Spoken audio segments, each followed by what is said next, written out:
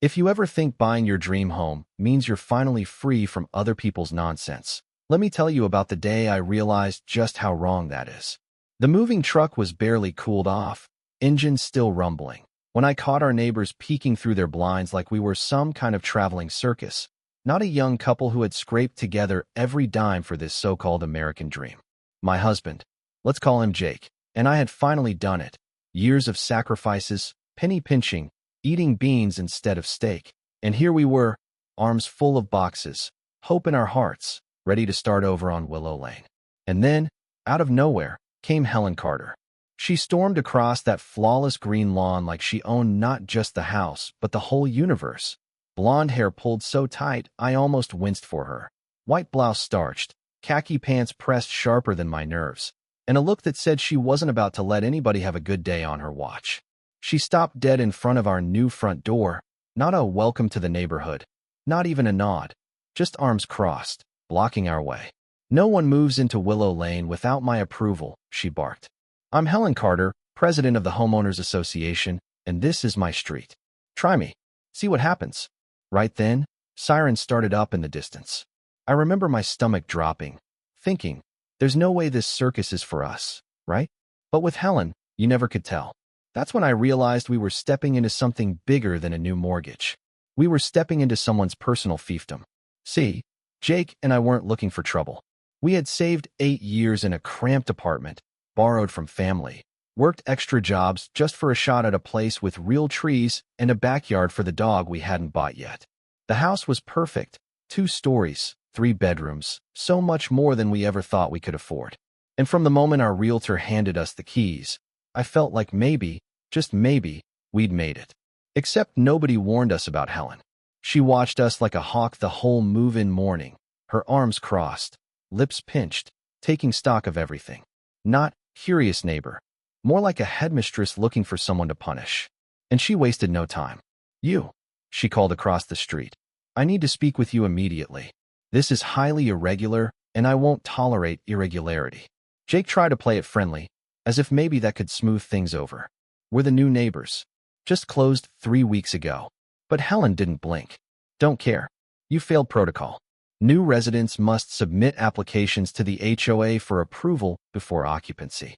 You can't just show up with a truck and expect to move in." Let me back up a sec. We had every legal document you could imagine. The deed, the mortgage, everything in black and white. Our realtor never mentioned needing a royal blessing from Helen Carter. But she didn't care about any of that. She was taking photos, barking at the moving crew, threatening fines, promising legal action if we even dared unpack a box. The movers looked at us like, "You sure you want to stay here?" And honestly, I started to wonder the same. Helen wasn't just a stickler for the rules, she was the rules. Over the next few days, she escalated from annoying to downright unhinged. First, our gate code stopped working. Every time we tried to drive into the neighborhood, we'd get denied. Management claimed we weren't on the list, even with all our paperwork. Took days and a trip in person to fix it, and nobody had to tell us who was behind it. Then came the letters. Official-looking, HOA letterhead, violations for everything under the sun, porch light on after 10, boxes left on the porch, excessive noise for the movers. Each one came with threats of fines. I pored over every scrap of closing paperwork, called our realtor in a panic. She'd been selling houses on Willow Lane for 15 years and had never heard of a rule like that. "They can't keep you out of your house if you own it," she said. "That's not how HOAs work." But logic wasn't going to stop Helen. She started warning our neighbors not to talk to us. One sweet old lady, Mrs. Evans, who had brought us cookies on our first morning, knocked on our door looking scared. "Helen told me not to help you, said you'd be evicted soon." I could see the confusion in her eyes. She knew it didn't sound right. But Helen's been the president for years, and nobody wants to cross her. That was the first time I realized the entire block was living under her thumb, not just us. Things got weirder. Helen would show up at random times demanding to inspect our property, measuring the mailbox, peering into windows, taking pictures of everything. One morning she tried to force her way in, clipboard in hand, demanding to verify our interior decor. I told her to get off our property or I'd call the police. Her answer? "I am the authority here." It didn't stop at our house. She started stalking me at work, sitting in her car outside my building, shouting through her rolled-down window about unauthorized occupancy. My boss pulled me aside, worried for my safety. Jake begged me to report her, but I just hoped she'd run out of steam. Spoiler, she didn't. Instead, she amped it up.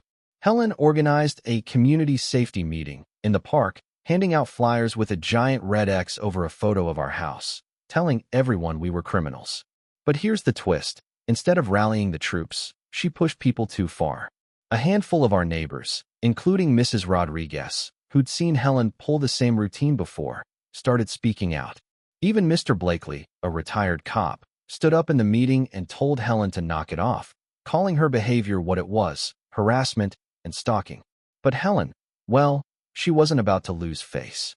She accused everyone of being compromised, claimed we'd bribed them, spiraled into a wild mess of accusations. By the end of the meeting, even her few supporters were backing away. Suddenly, people weren't scared of her anymore. They were scared for her. That's when it all came crashing down. A few nights later, just as Jake and I were settling into a rare, peaceful evening, Helen's car screeched into our driveway, blocking us in. She banged on the door like she was the sheriff, and this was a raid. "Open this door. I have official HOA business."